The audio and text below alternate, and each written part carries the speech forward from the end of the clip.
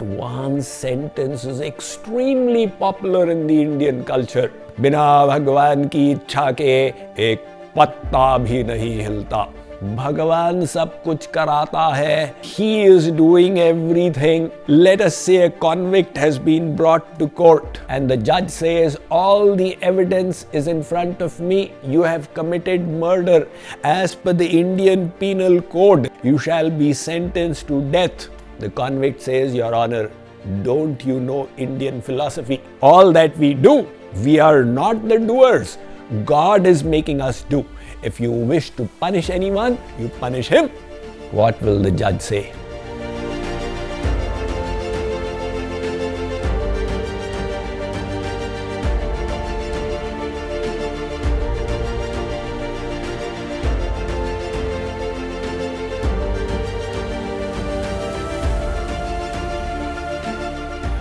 We all know that God can only be attained when He chooses to bestow His grace upon us. Sui janai jehi dehu janai, states the Ramayana. However, this leads to a question in the minds of deep thinkers, that if our goal is kripa sadhya, not sadhan sadhya, then what is the need for sadhana or self-effort? Well, factually, to attract the grace, we also need to put in effort from our side. There was once a religious man living in a village where the river began flooding and the waters entered his home. The rescue mission arrived with a truck and said, Jump on, we'll take you to safety. The man resisted, said, I have faith in God, He will save me. Nevertheless, the river was on a rampage and the waters continued rising until the man, to save himself, had to stand on the roof of his house. Now, with the whole village flooded, a second rescue team arrived in a boat and said, Come, we shall save you. He said, My faith is not in you all, but in God. The flood waters increased even higher, and he went and took shelter on the highest tree in that area. A third rescue team arrived with a helicopter throwing a rope and said, Hold on, we'll lift you up. He said, I believe God is my savior. When the waters rose further, he was drowned. After death, he came face to face with God and said, My Lord, I was the most religious person in that village. You saved everybody else. Why did I die? God said, I sent 3 rescue missions, but when you did not cooperate, what could I do? As the saying goes in English, God helps those who help themselves. To attract His grace, you will need to put in effort from your side as well. One Panditji used to walk from his house to the temple. He would pass by a beautiful garden lot of a devotee of the congregation. And while the devotee was taking care of his garden, Panditji would compliment him on how well the garden was kept. And the devotee would thank him for the kind words. And the Pandit would then say, It is all the grace of God. The devotee in humbleness would nod his head. Now this exchange between the two continued day after day, week after week, month after month, until one day the devotee became annoyed. And when Panditji said, This garden is so beautiful all by God's grace, the devotee said, Panditji, you should have seen this garden when God had it all to himself. It was just a lot overrun by shrubs and wild grass. God does not say, you sit and do nothing, I will grace you. The Upanishads state, tapa prabhavat deva prasadat. Your intense effort and the grace of God will together effect the attainment of your supreme goal. Sri Aurobindo stated it so perfectly in the opening para of his book, The Mother, when he said, there are two great powers alone that can effect in their conjunction the great and difficult thing that is the aim of our endeavor. A fixed and unfailing aspiration that calls from below, and a divine grace that answers from above. Let me read about how this works from my latest book, Spiritual Secrets from Hinduism. God bestows our eyes with the power to see. What we see is our own choice. We could go to the temple and have darshan of the deities, or we could waste our time by watching movies and shows. God is merely giving us the faculty of sight. He is not deciding how we choose to use it. Therefore, let us not shift the blame for our actions to God. If we make a mistake, it is our responsibility to acknowledge it, to learn from it, and to strive to prevent its recurrence. This can be compared to the analogy of the powerhouse. It supplies you electric energy. Subsequently, you have the freedom to utilize it as you wish. With the electric power, you can heat your house, cool it, put on the lighting, turn on the electric appliances. Or if somebody is out of the mind, they can catch the positive and negative and get electrocuted. Whatever we do, we should now not blame the powerhouse. Why did I get this electric shock? The response will be, look, we gave you the power as a grace. What you did out of it was your own responsibility. Likewise, when we say God is the doer, what it means is He provides us with the ability to engage in actions. If He does not give us the energy, the eyes will be unable to see, the hands and feet will be unable to move.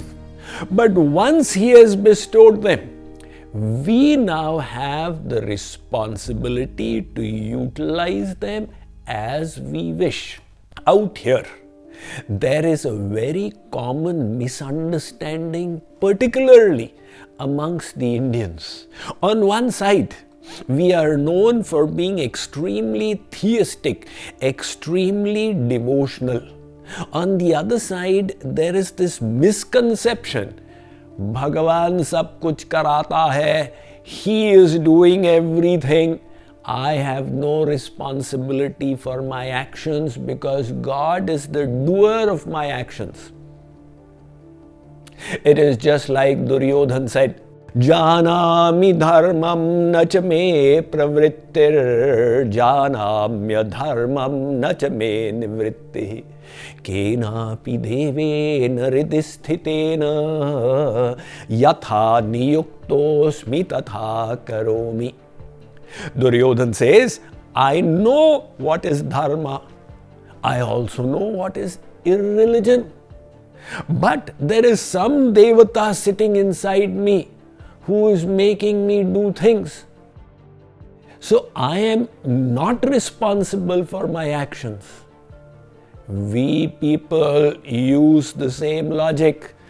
When we make a mistake, if somebody says, why did this happen? We say it must be the will of God. What do you mean? I mean, वही होता है जो मंजूरे खुदा होता है.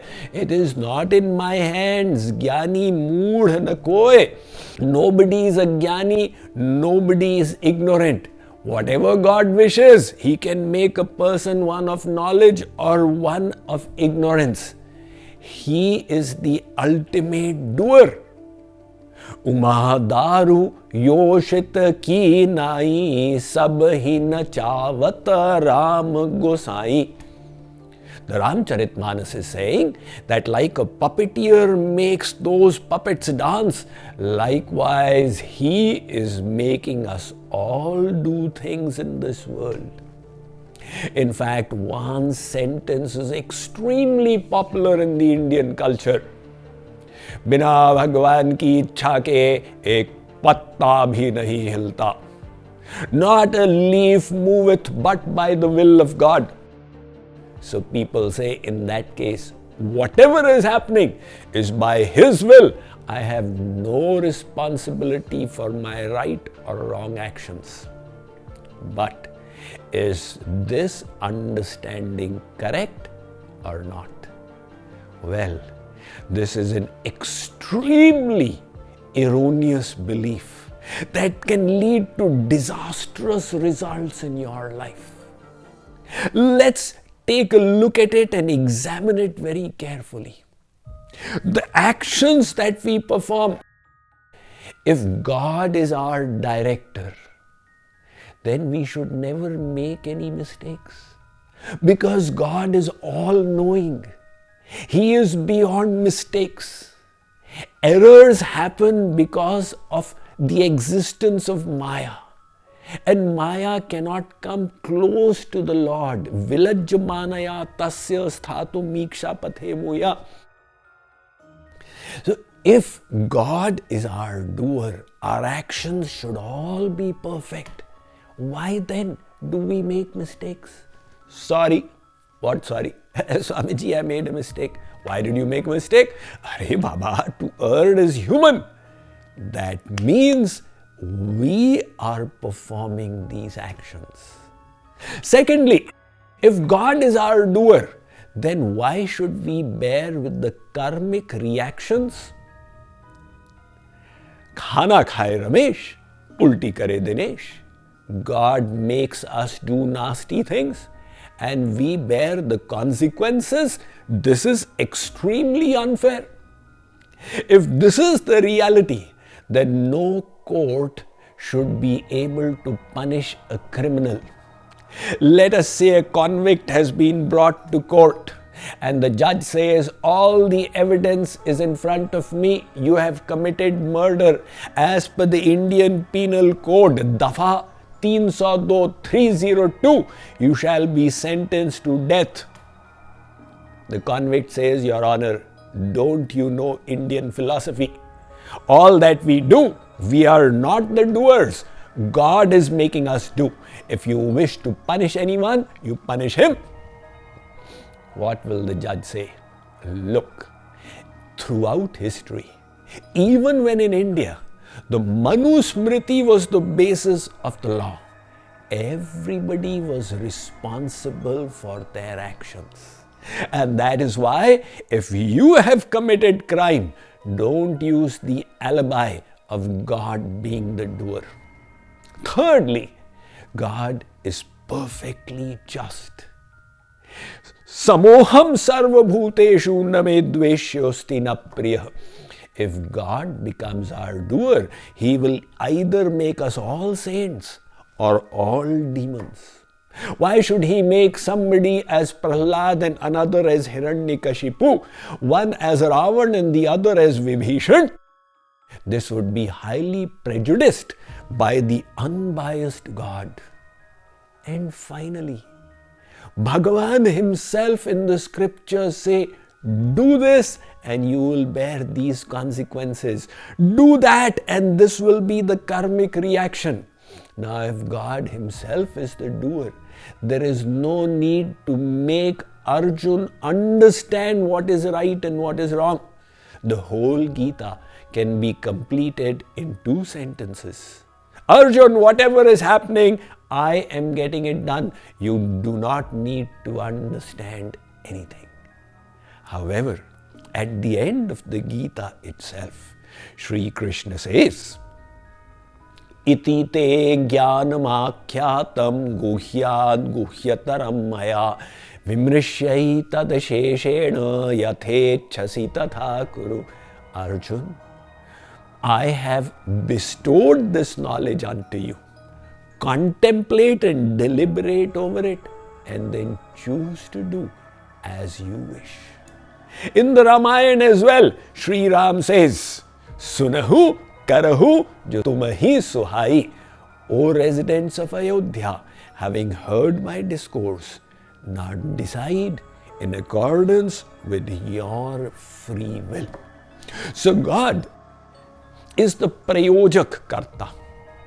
Understand this final point of philosophy. On this topic, there is a Prayojak Karta and a Prayojya Karta. Prayojya Karta is the energy provider, that is God, who gives us the ability to perform actions. And the soul is the Prayojya Karta, who chooses how to use that ability. So God has given us the ability to see, we decide what we will do with it. Hence, the Prayojya Karta is more important and responsible for the actions. If we make a mistake, we should not blame God for it. We must understand the shortcomings, the means for removing them, and then put in the effort to rise beyond the mistakes. Finally, the idea that God is known by His grace should not be misunderstood to mean that we now need to do nothing. The need for self-effort brings about the term Bhagirath Prayatna, which has its origin from the Puranas in connection with the story of King Bhagirath. When King Sagar performed the Ashwamedh Yagya, the horse that he released went and took shelter in the ashram of Kapil Muni in Gangasagar. Searching for the horse, the children of King Sagar arrived at the ashram, where they aroused the ire of Maharshi Kapil, who opened his eyes and decimated them all into ashes. Now the grandson of Sagar, Anshuman, he went looking for his uncles and also reached the spot. He pleaded before the Maharshi how his uncles could be redeemed. Maharshi said there is just one way. If Surasari, the great Ganga, could descend on the earth plane and its holy waters could touch these ashes, they would definitely attain salvation. So Anshuman then strived hard through austerities to bring Ganga down, but failed and finally left the world. His son was Dilip, who continued the effort but also did not succeed. And Dilip's son was Bhagirath. Bhagirath ultimately achieved success in placating the holy Ganga. And Mother Ganga said, I am willing to descend. If you can find somebody who will be able to bear with the force of my flow when I descend. Bhagirath convinced Mahadev to do the needful. But when Ganga started descending, in her exuberance and conceit, she came with so much of force that Shankarji realized her vanity, and he caught her up in the locks of his hair and refused to release her. She was now captivated in his head. Bhagirath was at a loss and again tried to please Shankarji, and finally Mahadev relented and released the Ganga in a smaller flow. Bhagirath now began bringing the Ganga towards Ganga Sagar. So he would carve out a way on the earth through his chariot, and the river Ganga would proceed behind until they reached the ashram of Jahanu Muni, where again Ganga displayed her frivolousness, and she wiped out the ashram through her flow, which annoyed the great sage, who drank her up. And Bhagirath, when he looked behind, discovered that the Ganga is again no more there. He then requested Jahanu to be kind and gracious. The great sage then released the river through his ear, and that is why this river Ganga has another name, Jahanavi, and she is also called Bhagirathi because Bhagirath brought her down. Finally, they arrived at Ganga Sagar, and when her holy waters contacted the ashes of the ancestors of Bhagirath, they were saved. That is why when a tremendous effort is put in, it is called Bhagirath Prayatna. For attracting the grace, we will need to put in some amount of effort. And what is that effort? We shall discuss it in the next episode of this series.